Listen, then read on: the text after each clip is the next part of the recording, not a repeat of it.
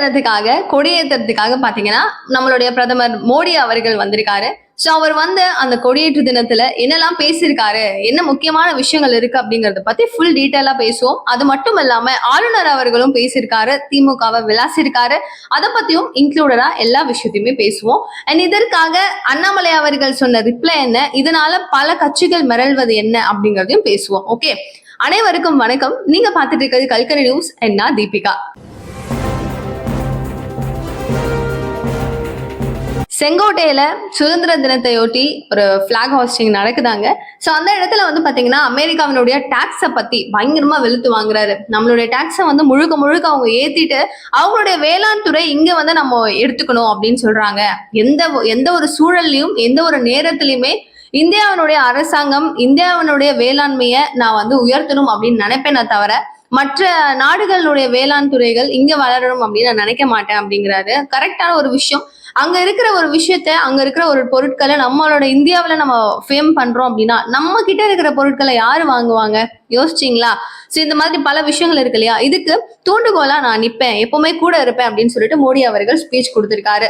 இது மட்டும் இல்லாம ஒரு பக்கம் அமெரிக்கா அண்ட் இன்னொரு பக்கம் பாகிஸ்தான் என்ன சொல்றாங்க அப்படின்னா, அணு ஆயுதங்கள் நிறைய எங்க கிட்ட இருக்கு, நாங்க எல்லாத்தையுமே ரெடி பண்ணி வச்சிருக்கோம், சிந்து நதி ஒப்பந்தத்தை மட்டும் நீங்க வந்து கரெக்டா முறிச்சு விடல அப்படின்னா அங்க நடக்கிற விஷயமே வேற, இதுக்கப்புறம் நீங்க வேற மாதிரியான சவால்களை சந்திக்க வேண்டிய சூழல் வரும் அப்படின்னு சொல்லிட்டு ஒரு பக்கம் பாகிஸ்தான் மிரட்டிட்டு இருக்காங்க.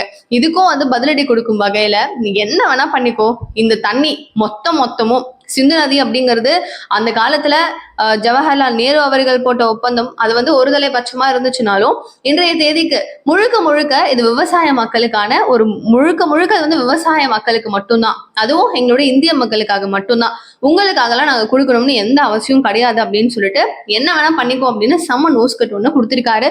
சோ பாகிஸ்தான் இதை எப்படி எடுத்துக்க போறாங்க அப்படிங்கறது ஒரு பெரிய கொஸ்டின் மார்க் தான். அண்ட் இதுல வந்து பாத்தீங்கன்னா RSS அமைப்பு வந்து 100th இயரை வந்து டச் பண்ணியிருக்காங்க. ஸோ மக்களுடைய பிரச்சனை, மக்களுக்கான எந்த விஷயமா இருந்தாலும் நீங்க இன்னைய வரைக்கும் தோள் கொடுத்துட்டு இருக்கீங்க, எல்லாருக்கும் ஹெல்ப் பண்ணிட்டு இருக்கீங்க. உங்களுடைய இந்த மாதிரியான செயல்பாடுகள் மேல வளரணும், உங்களுடைய 100th இயருக்கு நான் வந்து வாழ்த்து தெரிவிக்கிறேன் அப்படின்னு சொல்லிட்டு RSS அமைப்பை பத்தி ரொம்ப உயர்வா பேசியிருந்தாரு.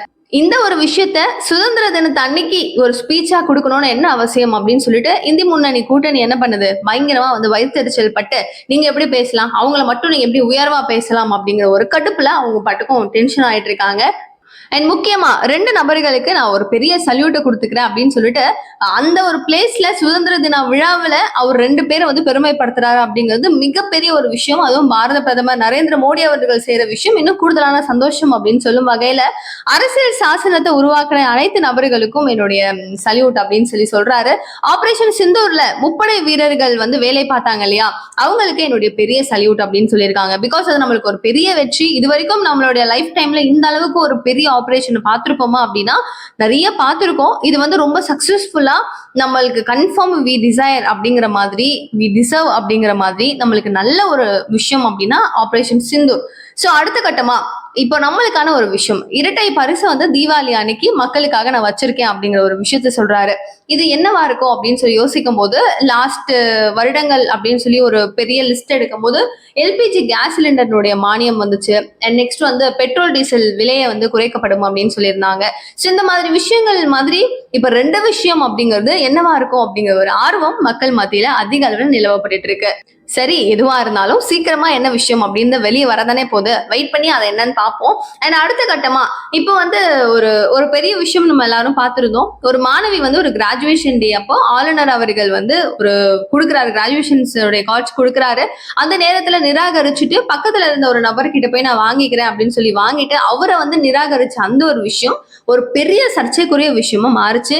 அந்த பொண்ணுன்னு சொல்றதை விட அவங்க வந்து ஒருத்தருடைய மனைவி, அவங்க ஒரு வேணாம், அவங்க என்ன பண்றாங்க, அவங்க வந்து கிராஜுவேஷன் டேல கவர்னர் கையில வாங்க மாட்டேன்னு மறுத்தாங்க இல்லையா. இந்த மறுத்த உடனே இவங்க யாரா இவங்க அப்படின்னு சொல்லி பாஜகவினர் டபக்குன்ட்டு ஈஸியா கண்டுபிடிச்சு இவங்கதான் இந்த நபர் அப்படின்னு சொல்லிட்டு ஜீன் ஜோசப் இவங்க அப்படின்னு சொல்லி குறிப்பிடுறாங்க. அவங்க எவங்கன்னு உங்களுக்கும் தெரியணும்ல, நான் லாஸ்ட் வீடியோஸ்ல மென்ஷன் பண்ணிட்டேன், பட் இப்போ மென்ஷன் பண்றதுக்கான ரீசனே வேற. அண்ட் கீழ்த்தனமான நாடகத்துக்கு கல்வியை பயன்படுத்துறீங்களே, உங்களுக்கு எல்லாம் வெக்கமா இல்லையா அப்படின்னு சொல்லிட்டு திமுகவை நேரடியா விளாசுறாரு அண்ணாமலை அவர்கள். அதுக்கும் முன்னாடி கொஞ்சம் போவோமா, நாகர்கோயில் திமுக திமுக மாநகர துணை செயலாளர் ராஜன் அப்படிங்கிற இந்த ஒரு நபரனுடைய மனைவி தான் ஜீன் ஜோசப் அப்படின்னு சொல்லப்படுற இந்த ஒரு பெண். இவங்க என்ன பண்றாங்க அப்படின்னா, இப்ப ஆளுநர் வருவாரு, அவரு நம்மளுடைய ஆள்லாம் கிடையாது, அவர் வேற. சோ நான் வந்து முழுக்க முழுக்க திராவிடத்தை வந்து பின்பற்ற ஒரு பொண்ணு, எங்களுக்கு தேவையான விஷயங்கள், எங்களுக்கு கொடுக்க வேண்டிய விஷயங்கள் எல்லாமே மறுத்து கொடுக்கப்பட மாட்டாது அப்படின்னு சொல்லும் வகையில அவருடைய கையில இருந்து எனக்கு எதுக்காக வந்து கொடுக்குறீங்க சர்டிபிகேட், எனக்கு தேவையில்லை அப்படின்னு சொல்லி மறுத்து ஜீன் ஜோசப் அவர்களை கண்டனம் மேல கண்டனமா எல்லாரும் கழுவி ஊத்திட்டு இருக்காங்க. யோசிச்சு பாருங்க, 1000 இருக்கட்டும், ஆளுநர் நம்ம ஒரு பிளேஸ்க்கு வராங்க, வந்து நம்மளுக்காக ஒரு ஒரு நல்ல ஒரு ஒரு குட் பாசிட்டிவ் எனர்ஜி கொடுக்குறாங்க அப்படிங்கும் போது அது எந்த அளவுக்கு ஹாப்பியா ரிசீவ் பண்ணிக்கணும் அப்படிங்கிற ஒரு சின்ன மனப்பான்மை கூடவா இல்ல. திமுகவினுடைய ஆட்சியை பல பேருக்கு பிடிக்காது, இன்னைய வரைக்கும் திட்டிக்கிட்டு தான் இருக்காங்க. இதே மாதிரி நாளைக்கு ஒரு விழாவில் நீங்க போய் கொடுக்குறீங்க ஏதோ ஒண்ணு, அந்த நேரத்துல நான் வாங்க மாட்டேன் அப்படின்னு சொல்லி வேற கட்சியை சார்ந்தவர்கள் மறுத்துட்டு போனா அன்றைய தேதிக்கு உங்களுடைய நிலை எப்படி இருக்கும்னு யோசிச்சு பாத்தீங்களா அப்படின்னா அண்ணாமலை சரமாரியா விளாசுறாரு. சோ அண்ணாமலை அவர்கள் சொல்லும் விஷயம் சரியா தவறா அப்படிங்கறது கமெண்ட் பாக்ஸ் சொல்லுங்க.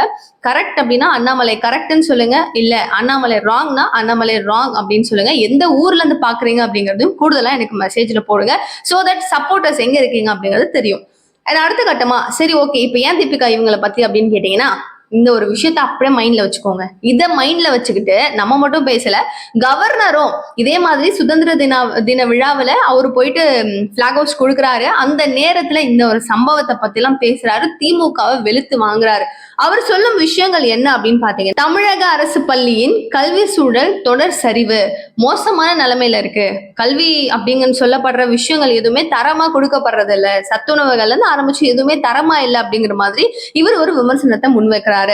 ஆபத்தான, உயிருக்கே வந்து அச்சம் கொடுக்கும் வகையில ரொம்ப மிக மிக ஆபத்தான ரசாயன பொருட்கள், போதை பொருட்கள் நிறைந்த ஒரு கலவைகள் வந்து அதிக அளவுல வந்து பயன்பாட்டுல இருக்கு.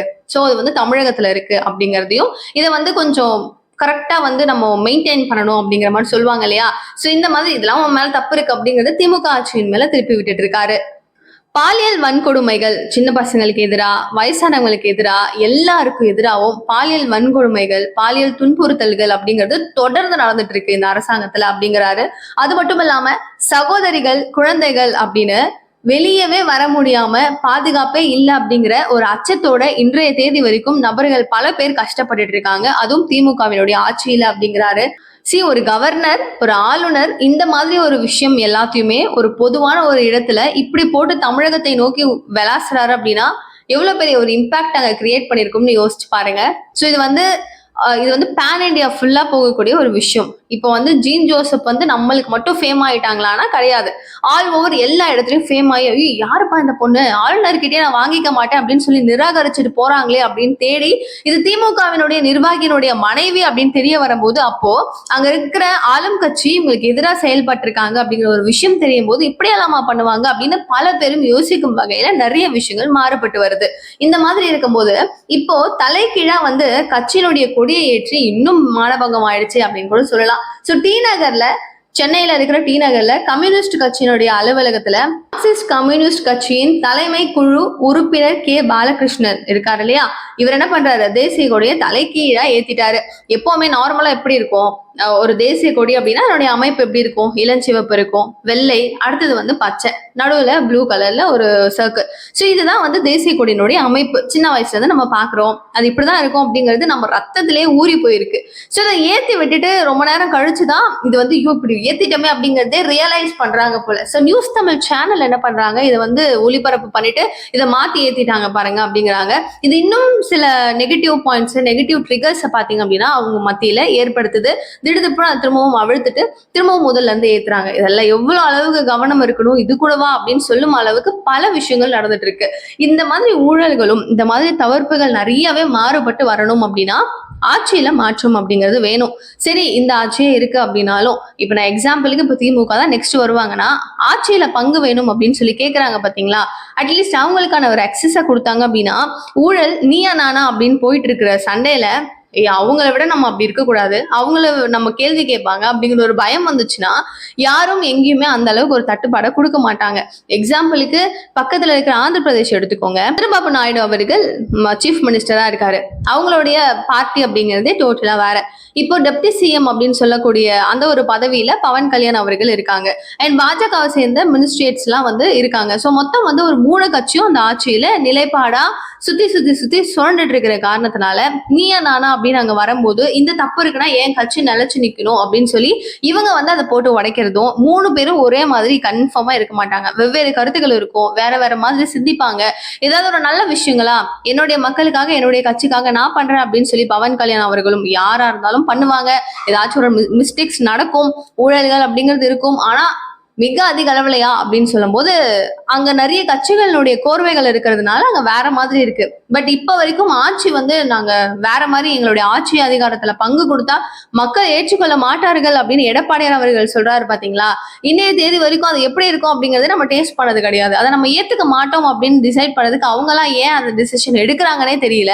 அதே மாதிரி திமுக ஆட்சியும் இதே மாதிரி சொன்னாங்கன்னா அப்ப அங்க பக்கத்து ஸ்டேட்ல இருக்கிற மக்கள்லாம் அக்செப்ட் பண்ணி தானே இருக்காங்க, அவங்களும் நல்லா தானே இருக்காங்க, அவங்களுக்கு எல்லாம் எந்த பிரச்சனையும் இல்லையே.